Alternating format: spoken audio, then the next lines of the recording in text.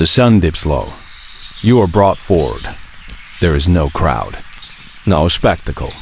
Just the river, the wind, and the distant drums of riders returning. You feel small, strangely calm. You kneel. The man beside you begins a prayer, and you follow. The words are quiet, but firm. Not for show, not for mercy, just for peace. A cloth is placed over your face. You think of your daughter's laughter, of apricots in spring, of a line of poetry you forgot to finish. What you couldn't know then was that centuries later, scholars would write of this day, that Baghdad's fall would be taught in textbooks, that archaeologists would dig up charred manuscripts from the House of Wisdom, that your world burned and buried would one day be mourned and remembered. The world tilts, the cloth darkens, and silence returns. What you cannot know lying on your knees, watching the dust swirl at the feet of horse, is that this day echoes through centuries. The sack of Baghdad is not just an ending. It is the beginning of something vast. The Abbasid Caliphate, guardian of the Islamic Golden Age, will never recover. Science, poetry, and theology will scatter across the Islamic world.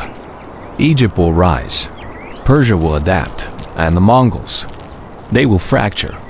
But in this moment, they are unstoppable. They use fear like currency.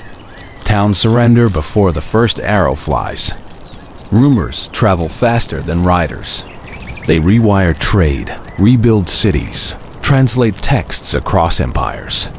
Genghis Khan's descendants will form 4 khanates. One of them, the Ilkhanate here in Persia, will soon convert to Islam. Mongols will sponsor mosques. They will fund historians. Your descendants will speak their names. Even Europe is watching. Crusaders cheer the Mongols, hoping they'll destroy the Muslim world. But then panic when they see Mongols conquer Christian kingdoms too. No one is safe. Everyone is watching. You, a man whose name will not be remembered, are part of the hinge. A man ahead of you is executed by horse trampling. Another, bound and thrown in a sack, is clubbed until quiet. Mongols believe spilling noble blood is a taboo. So they smother, crush, or slit discreetly. You wonder if they think this is mercy. Your turn will come, but the day stretches. Time, oddly, slows. You are not processed yet. You are held aside. A translator speaks to a soldier who nods. They motion to you. You think they may be deciding something. You are brought before a scribe, a Mongol who writes in Uyghur script angular, vertical. He holds a record. Your name, or something close, is marked. He asks if you can read Chinese. You say no. He asks if you can draw maps. You say no. He asks if you can calculate stars. You pause. You speak of al-Biruni, of al-Khwarizmi, of the decimal point. They murmur. A choice perhaps? But you are not a genius. You are not what they want. You know it. You are led back. This, you realize, is the mercy. A moment where death comes not with fire, but with paperwork. This is how the Mongol Empire grows, absorbing the useful, discarding the rest. You are not useful. And so, you are marked.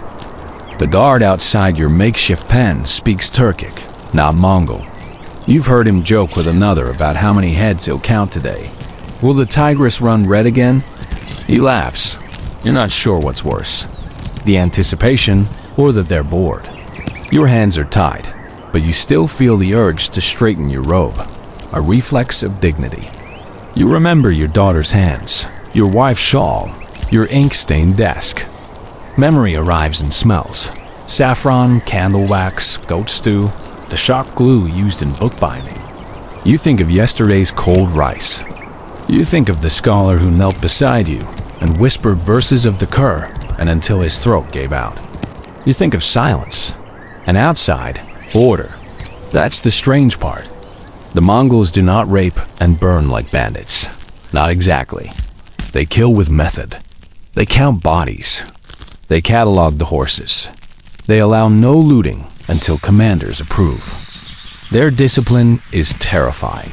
Some say Genghis Khan ordered that even musicians must be counted before a city dies. The man who commands this army is Hulagu Khan, grandson of Genghis, brother to Kublai. He rides with astrologers, engineers, siege masters. He reads omens. He consults with Chinese advisors and Persian viziers. He burns cities, but he spares knowledge, just not yours. You are walked through the ruins. No hoot. They want you to see. Walls collapsed like parchment. Smoke rising from where the Barmacid palaces stood. A child's sandal lying in the street, alone. Your breath catches. A soldier strikes your back with the butt of a spear. You stumble forward. They lead you to the clearing near the river. This is where it happens. Where everyone happens. You just woke up in the Mongol Empire. And today is the day you're going to die. Not someday. Not years from now today. You know this the moment your eyes open.